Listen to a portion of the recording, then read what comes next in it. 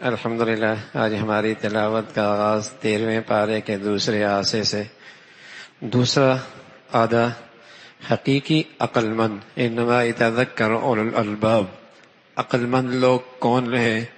جن کی صفات کا تذکرہ ہے، اللہ سے عہد کریں، مخلوق خدا سے عہد کریں، اسے وہ پورا کرتے ہیں، اور جن رشتوں کا اللہ نے جوڑنے کا حکم دیا ہے ان رشتوں کو جوڑ کے رکھتے ہیں، اللہ سے ڈرتے ہیں اور اللہ کی خاطر صبر کرتے ہیں، نماز کا اہتمام کرتے ہیں، ہر حال میں اللہ کے راستے میں خرچ کرتے ہیں، برائی کا بدلہ بھلائی سے دیتے ہیں، ان کے لیے کل سلامتی ہے، جنت ہے، اس کے بالمقابل جن کے لیے ٹھکانہ جہنم ہے۔ تین ان کی نمایاں خوبیاں ہیں، تین ان کی نمایاں خامیاں ہیں۔ اللہ سے کیا عہد توڑتے ہیں، رشتوں میں قطع تعلق کرتے ہیں، زمین میں فساد مچاتے ہیں، دنیا پرستی ان کے پاس رچی بسی ہوئی ہے، کسی کے پاس دنیا دیکھتے ہیں تو بڑے اتراتے اور خوش ہوتے ہیں۔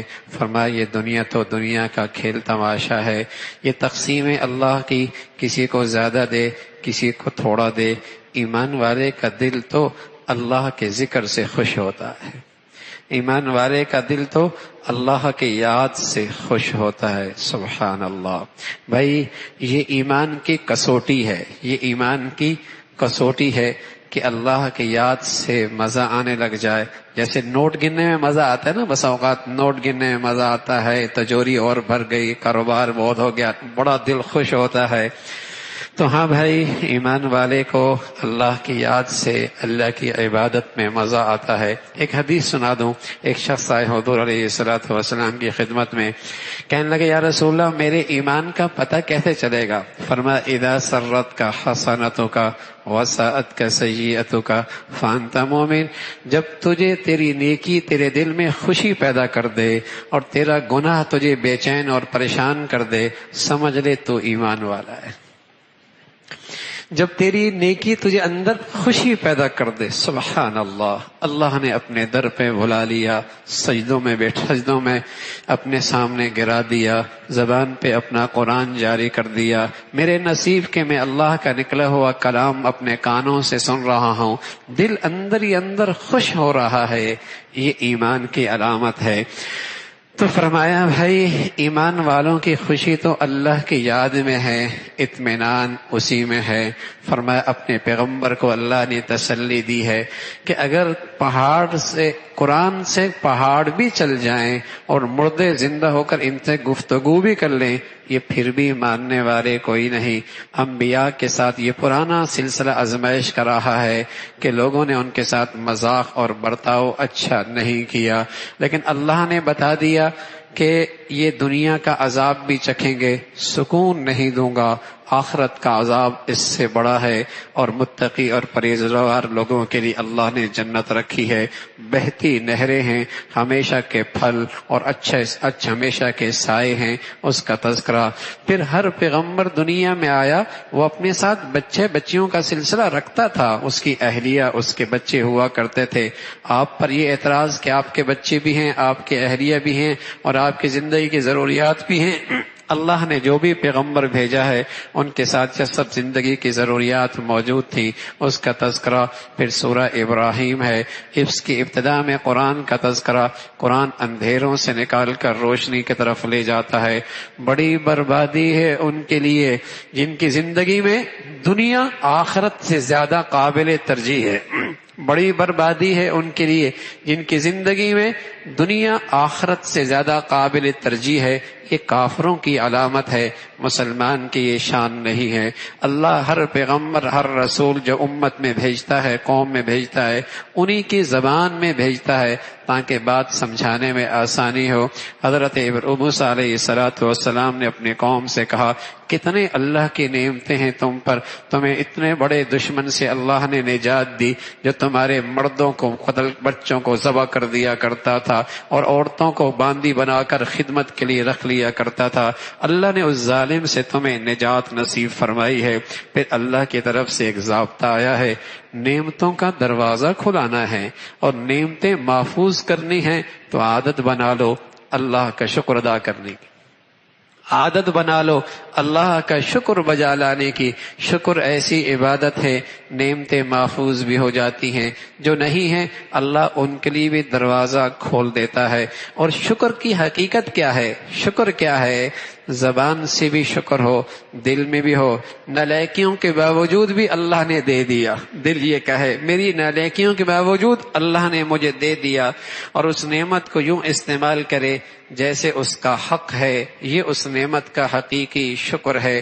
فرمایا اگر ایسا کرے گا اللہ اور دے گا، اللہ اور دے گا، کبھی 1 سے 2 کر دے گا، اور کبھی 1 میں وہ مزہ دے دے گا کہ اس پر گنتی ہزاروں کی بھی قربان کی جا سکتی ہے، ہزاروں کی گنتی بھی اس پہ قربانی کی جا سکتی ہے۔ اس ایک نعمت میں وہ لطف اور مزہ اور برکت اللہ عطا فرما دیں گے۔ یہ سب شکر کی عبادت پر ہے۔ پھر اللہ کے پیغمبر آئے، قوموں نے وہی گھسے پیٹے اعتراضات کیے، آپ تو ہم جیسے انسان ہیں، آپ تو بشر ہیں، آپ کیسے پیغمبر ہو سکتے ہیں؟ آپ پر کیسے اللہ کا کلام اترا ہے؟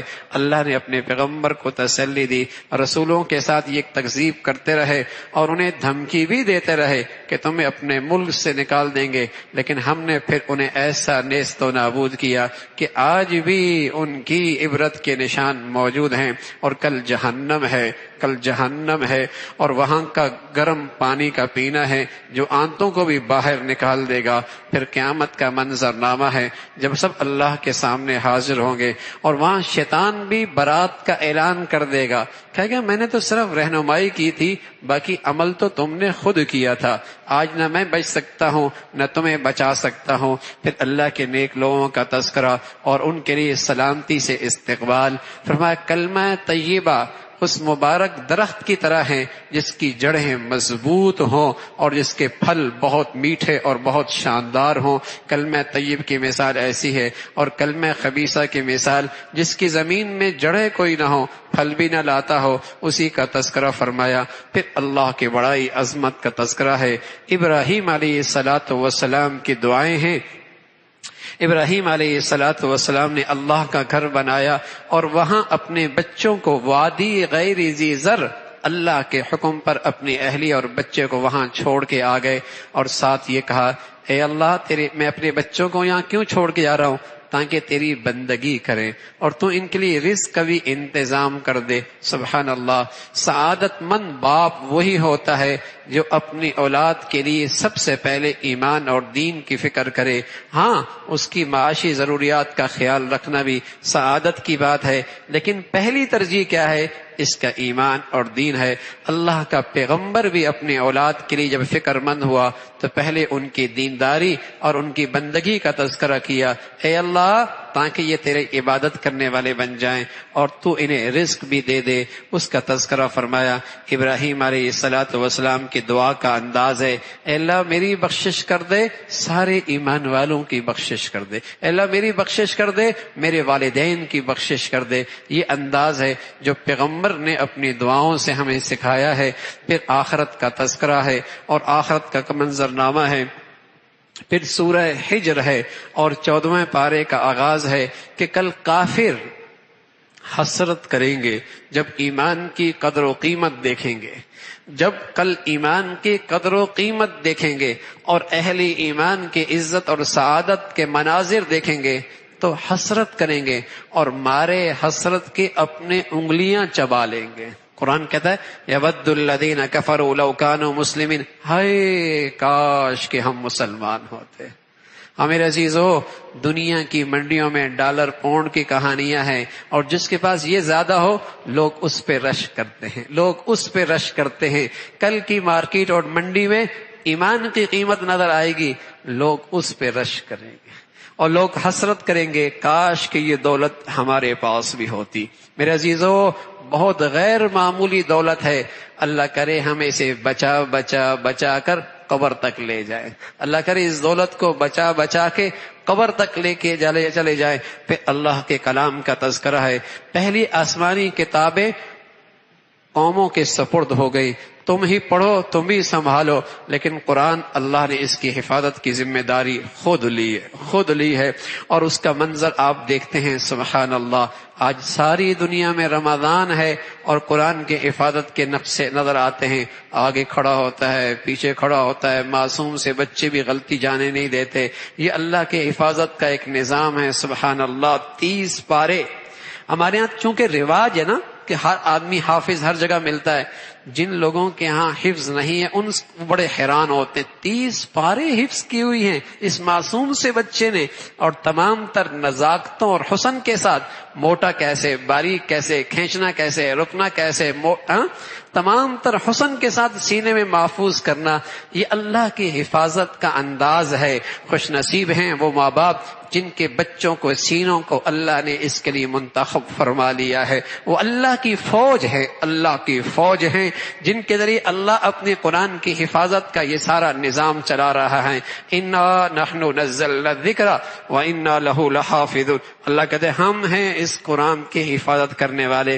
قرآن کی عظمت کا تذکرہ ہے، اور پھر فرمایا اللہ کے پاس ہر چیز کے خزانے ہیں، بقدر ضرورت اللہ زمین سے نکال دیتا ہے، آسمان سے بھیج دیتا ہے، خزانے سارے اللہ کے پاس ہیں۔ پھر انسان کی تخلیق کا تذکرہ، ایک بولتی ہوئی اور آواز دیتی مٹی سے اللہ نے اسے بنایا اور اس کے اندر روح ڈال دی، اور پھر اسے مسجود ملائکہ بنا دیا۔ شیطان نے انکار کر دیا اور ہمیشہ کے لیے انسان سے دشمنی کا اعلان کیا، اب میں اس کو رائے راست پہ نہیں چلنے دوں گا۔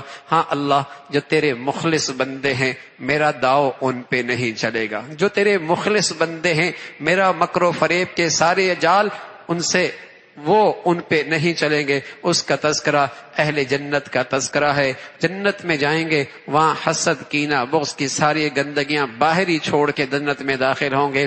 پھر ابراہیم علیہ الصلوۃ والسلام کے پاس فرشتے آئے، بچی کی خوشخبری سنائی، بیوی نے حیرانگی کا اظہار کیا، فرمایا اللہ کے بندے اللہ کی رحمت سے مایوس نہیں ہوتے۔ قوم لوط کی حالات کا فیصلہ، آسمان سے پتھروں کی بارش اور نام زدہ پتھر ہر شخص پہ لگا، اس کا تذکرہ۔ قوم ہجر کا تذکرہ ہے، قوم صالح، اس کو اللہ نے ہلاک کیا۔ پھر اللہ نے اپنے پیغمبر کو دیکھا، حکم دیا اور آپ کے واسطے سے ساری امت کو تلقین کی کہ کفر کی دنیا کی خوشحالی پر رشک کی نظریں نہ ڈالنا، اس لیے کہ اللہ کے پاس جو تمہارے لیے ہے وہ بہت کچھ ہے، اور اللہ تمہارا کارساز اور تمہارا حفاظت کرنے والا ہے۔ پھر سورہ نحل ہے، نحل کہتے ہیں شہد کی مکھی کو، چونکہ اس صورت کے اندر شہد کی مکھی کا تذکرہ ہے، اس کے چھتے کا تذکرہ ہے، دور دور سے پتوں کا رس، پھولوں کا رس لانے کا تذکرہ ہے، اور غیر معمولی وہ اللہ کی قدرت کا شکار ہے۔ اس صورت کا نام اس سورہ نحل رکھ دیا گیا۔ اتی امر اللہ فلا تستعجلوا، کفار کہتے ہم غلط ہیں تو اللہ کا عذاب کیوں نہیں آتا؟ فرمایا جلدی نہ مچاؤ، آئے گا، جب بھی فرشتے اتریں گے اللہ کا عذاب لے کے آئیں گے۔ پھر اللہ کی نعمتوں کا تذکرہ ہے، جانوروں کا ملنا، اور پھر اللہ نے عید تمہارے لیے رونق بنا دی، کچھ کھاتے بھی ہو، کچھ پہ سوار بھی ہوتے ہو، کسی سے زینت بھی حاصل کرتے ہو، اور کسی کی اون بھی اور کسی کے بال بھی استعمال کرتے ہو۔ زمین و آسمان کا یہ سارا نظام اللہ نے بنایا ہے۔ سورج چاند کو اللہ نے تمہارے لیے مسخر کر دیا ہے۔ کتنی ڈھیر ساری نعمتیں ہیں اللہ کی، تم کن کن کو گنو گے، کس کس کو شمار کرو گے؟ اس کا تذکرہ فرمایا۔